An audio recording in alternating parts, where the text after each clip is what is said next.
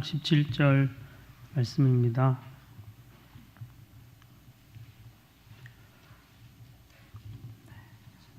잠언 17장 17절 말씀, 우리 한 절 말씀 같은 목소리로 함께 읽도록 하겠습니다. 친구는 사랑이 끊어지지 아니하고 형제는 위급한 때를 위하여 낳느니라. 아멘. 명절이 이제 시작되어서요. 어떤 말씀을 나눌까 이렇게 생각을 하다가 명절이 되면 이제 오랜만에 부모님도 뵙고 형제 자매들을 이렇게 만나게 되는데 하나님께서 우리에게 가족을 또 형제 자매를 허락하신 이유가 무엇일까? 말씀이 우리에게 가르쳐주는 것을 한번 생각해 보고자 이 본문을 선택했습니다. 성경 말씀에 보면은 부모와 자녀의 관계에 대한 그 말씀들은 많이 있는데 형제 관계에 관한 말씀은 몇 군데에서만 우리가 확인할 수 있습니다. 그 중에 일부가 잠언에 나오는데요. 잠언 말씀 중에 보시면 18장 19절 말씀에 보면 형제 관계에 대해서 이런 말씀이 있습니다. 노엽게 한 형제와 화목하기가 견고한 성을 취하기보다 어려운즉 이러한 다툼은 산성 문빗장 같으니라. 이런 말씀이 있습니다. 형제들이 어려서부터 이렇게 한 집에 같이 자라가고 함께 살면서 부딪히고 싸우고 경쟁하잖아요. 저희 딸들도 지금 하루 종일 같이 있으면 한 수십 번 싸우거든요. 싸우고 한 명이 첫째가 울면서 저한테 오고 막 어떨 때 둘째가 울고 오고 어떨 때 둘 다 울고 오고 막 이렇습니다. 이게 왜 이런 일이 있을까? 우리가 죄인된 본성이 있어서 그렇겠지만 가까우니까 하루 종일 같이 있고 같은 집에 살고 이러니까 다툼과 싸움 때문에 화목하지 못한 일이 생기는 것이겠죠. 이런 상처를 주고받다 보면은 그리고 분노가 우리 안에 생기면 마음의 문을 닫아버리게 되고 잠언 18장 19절은 그렇게 분노하게 한 형제와 화목하는 것은 그 전쟁 가운데 그 산성의 문빗장을 닫아 놓은 것처럼 그 마음을 열기 어렵다. 이렇게 말씀해 주고 있습니다. 그게 죄인된 우리의 현실, 가장 가까운 형제 관계에서도 이런 어려움이 생긴다라는 것이죠. 그걸 잠언이 알려줍니다. 또 다른 본문에 보면요. 잠언 19장 7절 말씀이거든요. 잠언 19장 7절 이 말씀 같이 한번 읽어보겠습니다. 오늘 본문에서 한 두 장 넘어가시면 있을 텐데요. 잠언 19장 7절입니다. 가난한 자는 그의 형제들에게도 미움을 받거든 하물며 친구야 그를 멀리하지 아니하겠느냐. 따라가며 말하려 할지라도 그들이 없어졌으리라. 아멘. 여기 형제는 형, 오빠, 이 단어 brother 영어로 그 단어인데 가난한 형제가 있으면 그 가난한 자는 형제들로부터도 미움받는다는 것이죠. 가난의 이유는 잘 모르겠습니다. 그 형제가 게을렀을 수도 있고 욕심이 과했을 수도 있고 어쨌든 가난해져 버리면 피를 나눈 형제들도 미워하게 된다. 밉다고 했지만 또 다르게 해석을 하면 싫어한다, 멀리한다 이런 뜻이고 뒷부분에 가보면 따라가며 말하려 할지라도 그들이 없어졌으리라. 멀어져 버린다는 거죠. 따라가면서 뭘 말할까요? 돈 좀 달라고 얘기하겠죠. 가난하니까 좀 도와달라고. 그렇게 손을 벌리면 그냥 외면하고 가버린다. 형제조차도 그럴 수 있다. 이것은 옳고 그름을 떠나서 우리가 살아가는 세상 현실이 이렇게 굴러간다라는 것을 깨우치게 잠언이 얘기해 주는 것입니다. 이게 맞다는 얘기가 아니고 세상은 이렇다는 거죠. 아무리 가까운 피를 나누는 형제도 다투면 화해하기 어려울 있고 또 가난해져 버리면 멀어지는 이런 일들이 현실에서 있다는 것입니다.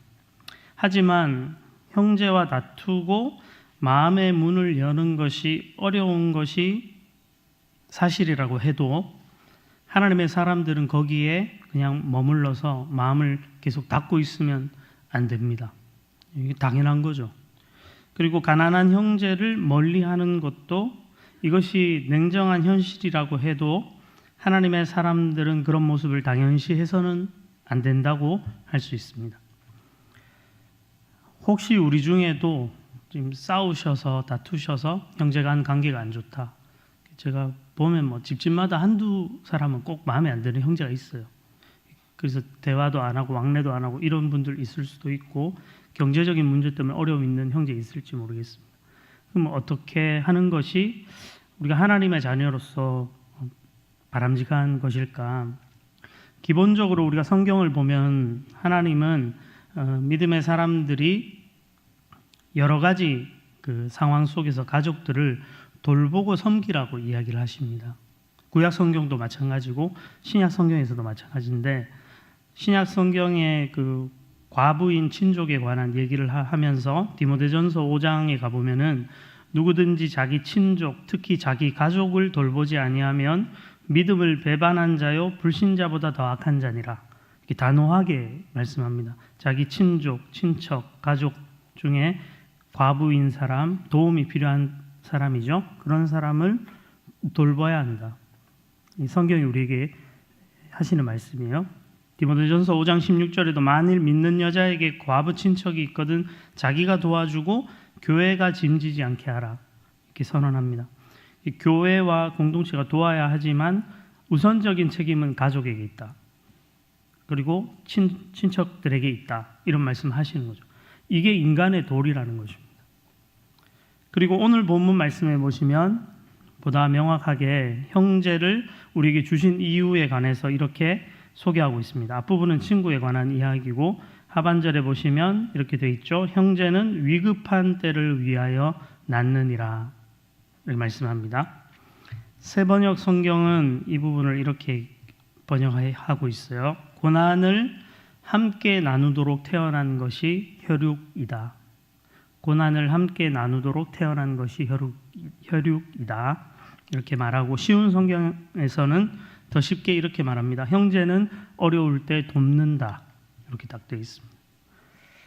여기 위급한 때를 위해서 낳다 할 때 위급한 이 단어는 구약 성경에서 거의 대부분이 환난이라고 번역되어 있습니다. 환난. 이 환난을 당했을 때, 고난 당했을 때 형제를 도와야 된다. 여기 형제라는 말을 잠언이 쓰는 건 지금 지혜자가 아버지가 아들한테 하는 말이니까 형제라고 하고 사실 형제 자매 다 해당되는 것입니다. 형, 오빠, 누나, 언니, 그리고 동생들 다 상호간에 적용이 되는 말씀입니다. 여러분은 형제 간에 가족들이 있으시면 그 사람이 환난을 특별히 만나면 도와야 한다. 그 날을 위해서 네가 태어난 거야. 성경이 이렇게 이제 이야기한다는 것입니다. 제가 이 말씀을 이렇게 묵상하면서 이렇게 이름을 붙여봤습니다. 형제를 돕고 섬기는 것은 천부적인 사명이다. 천부적이다. 이게 무슨 뜻이죠? 태어날 때부터 지닌 거잖아요. 태어날 때부터 지닌 사명인 거예요. 형제를 돌보는 것은 여러분들이 나면서부터 하나님이 자동으로 주신 사명이에요. 그 사람과 내가 지금 관계가 안 좋고 그 형제와 다퉈서 얼굴도 안 보고 뭐 경제적인 문제로 갈등이 있고 그럴 수 있다. 현실은 그럴 수 있지만 하나님은 우리에게 그 가족 형제들을 돌보고 특별히 환난 당했을 때 위급할 때 돌보고 도와주라고 우리에게 형제를 서로 주셨다는 것입니다. 그렇기 때문에 정말 사랑하고 도와주기 힘든 형제나 친척들이 있으신 분이 혹 여기 있다면 참 힘들지만 마음을 열고 용서하려고 하셔야 합니다. 그리고 어려움에 처한 형제, 자매, 가족들이 있으면 실제적인 도움을 주시는 것이 하나님의 뜻입니다. 나는 형제가 없어요. 이런 분이 있으실 수 있죠. 외동으로 낳았다. 여기서 한 가지 더 생각할 부분이 있습니다.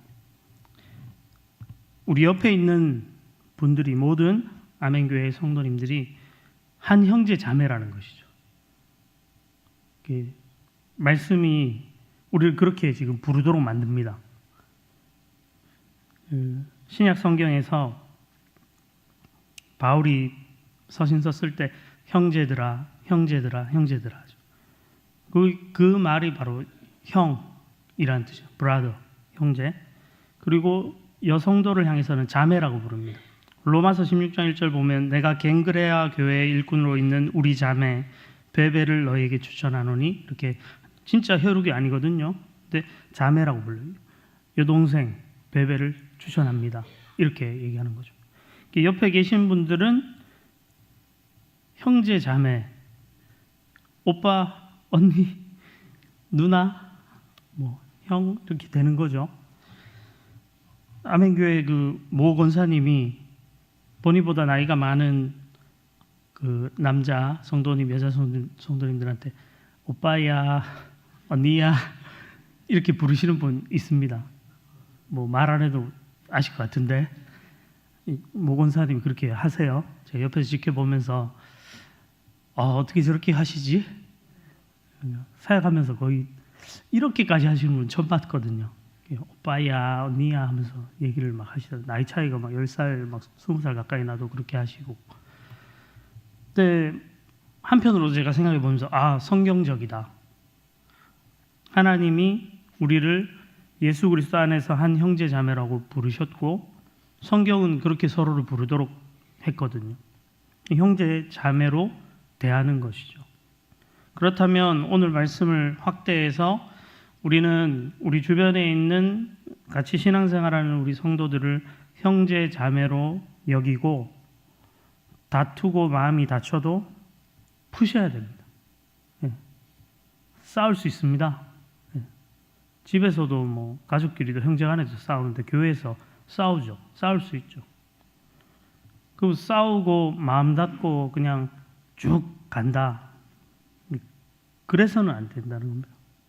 다가가서 화해하고 화목하고 풀 수 있는 그런 사이가 되셔야 되고, 어려움이 있다 그러면 내가 가서 정말 친형제 자매처럼 도와주는 거죠. 목회자로서 이 성도님들이 다른 성도님들을 섬기는 모습을 볼 때 참 감동이 될 때가 있습니다. 최근에도 한 집사님 암 투병하시면서 이렇게 힘드신데 같이 집에 찾아가서 같이 시간을 보내기도 하시고 음식도 해다 주고 이런 성도님들이 한두 분이 아니에요. 그런 걸 보고 제가 옆에서 이야기를 들으면서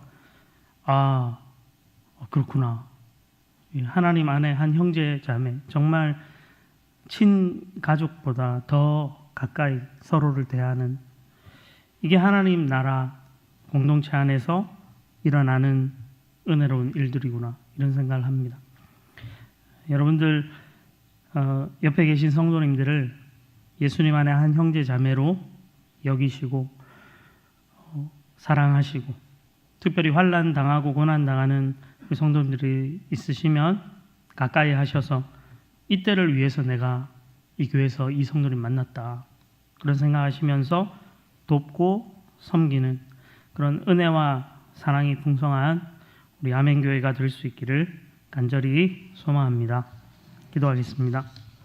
사랑과 은혜가 많으신 하나님 아버지, 세상에서는 마음 상하는 일로 형제 간에도 화목하지 않을 수 있고 또 가난해진 형제들을 멀리할 수도 있는 것이 현실이지만, 하나님, 우리는 하나님 안에서 형제들을 사랑하고 또 그들이 환난과 어려움을 만날 때 바로 그때를 위해서 우리가 이 세상에 존재한다는 사실을, 이 약속의 말씀을 우리가 기억하고 또 어려움 가운데 있는 우리 형제들, 특별히 신앙의 공동체 안에서 힘든 시간을 보낸 우리 형제 자매들이 있다면 그들을 돕고 위로할 수 있는 그런 하나님의 마음에 합한 우리 성도님들이 다 되게 주시옵소서.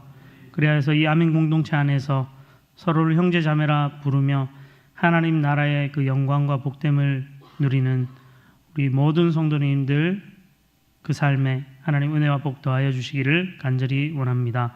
감사드리며 예수님 이름으로 기도드립니다. 아멘.